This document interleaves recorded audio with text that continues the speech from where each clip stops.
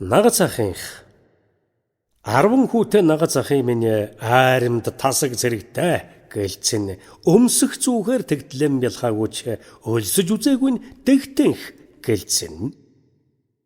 Аруул тэд үүрээр зэрэг басч адуу мал үхэр тугалдан зэрэг мордон энэ нь зэрэг дэрхих хойлог шиг эсвэл тасаг зэрэг шиг санагдана. Өглөө басууд цай цүй гэж хөглөрөхгүй. Өрж тавьсан 10 тагш хүлээн өмнөх тагш том баггүй адилхан өрөм бяслаг зүсч тавьсан нь ижилхэн. 10-ын ахад арай дөнгүүр тавихгүй. Адаг суугаад алаг санаж татахгүй. Энэ хуваар ээжийг ээж гэхгүй, ээжсэхт бас илүү хувь хүртэхгүй. Авах барих айгаан долоохон зэрэг, аавын 10 сууж басах нь цэрэг.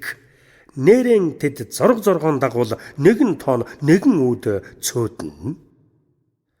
Оройдон тэгтэл нэгэн нартай, орон улсам нэгэн төртэй, орч хувийн жамд нэгэн угтай, орох гарах нэгэн үүдтэй.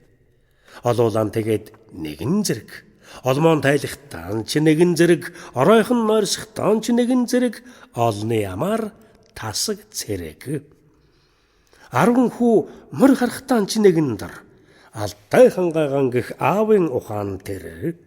Харахад энэ нэгэн айлын дэгтэй хөвгүүд гэвч хааны их зэрэгээс улбаалж үлдсэн 10.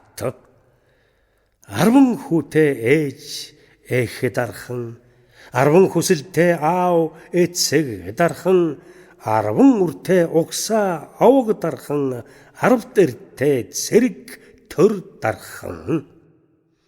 Улс бүсэн бүслэхэн зэрэг, эмээлэн тохож олмоон чангалхан зэрэг, өрхөйлтан тасаг цэрэгтэй монголчууд өөдлөхийн заяатай гүрэн улсаа.